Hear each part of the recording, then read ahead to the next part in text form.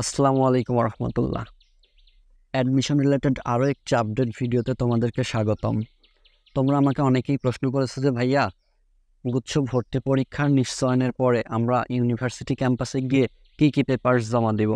So তোমাদের কমেন্টের পরিপ্রেক্ষিতে আজকের ভিডিও, চলো শুরু করা যাক। বন্ধুরা, তোমরা যারা আমার এই চ্যানেলে নতুন, এখন চ্যানেলটি সাবস্ক্রাইব করে রাখো এবং অলরেডি তোমরা যারা সাবস্ক্রাইব করেছো তোমাদেরকে ধন্যবাদ। তো চলো ভিডিওটি শুরু করা যাক। গুচ্ছ ভর্তিতে তোমাদের কি কি পেপারস লাগবে সেটি নির্ভর করে তোমাদের কাঙ্ক্ষিত বিশ্ববিদ্যালয়ের ভর্তি রিকোয়ারমেন্টসের উপর। তারা যে যে পেপারস চাইবে তোমাকে সেই পেপারসগুলো কালেক্ট করে বিশ্ববিদ্যালয় ক্যাম্পাসে গিয়ে জমা দিতে হবে। তবে কিছু কিছু কমন পেপারস রয়েছে যেগুলো সকল বিশ্ববিদ্যালয়ের জন্যই প্রয়োজন। সো চলো দেখে নেওয়া যাক তোমাদের কি কি পেপারস লাগবে।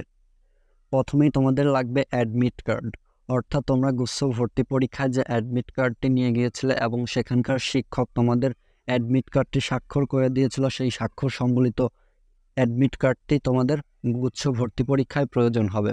তারপর তোমাদের লাগবে এসএসসি ও এইচএসসি ভর্তি পরীক্ষার মূল নম্বরপত্র, প্রযোজ্য ক্ষেত্রে তোমাদের সার্টিফিকেটও লাগতে পারে।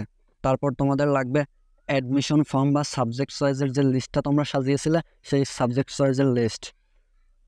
তারপর তোমাদের লাগবে পাসপোর্ট সাইজের ছবি 6 কপি। বিশ্ববিদ্যালয় ভেদে তোমাদের ছবি কম বেশি লাগতে পারে, তোমাদের ছবি অবশ্যই হালকা ব্যাকগ্রাউন্ড হতে হবে।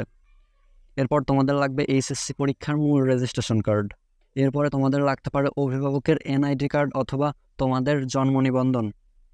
এবং তোমাদের সর্বশেষ যে পেপারসটি প্রয়োজন হবে সেটি হচ্ছে তোমরা গুচ্ছ ভর্তি নিশ্চয়নের যে অ্যাকনলেজমেন্ট স্লিপটি ডাউনলোড করেছিলে, তোমাদের সেই অ্যাকনলেজমেন্ট স্লিপটির কপি লাগবে।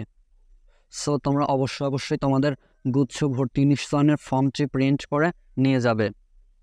এবং সর্বশেষ সেটি হলো তোমাদের যাদের কোটা আছে, তোমাদের কোটার সনদ অবশ্যই নিয়ে যেতে হবে এবং যার নামে কোটা রয়েছে তার এনআইডি কার্ড বা তার পরিচয়ধারী কোনো কার্ড নিয়ে যেতে হবে।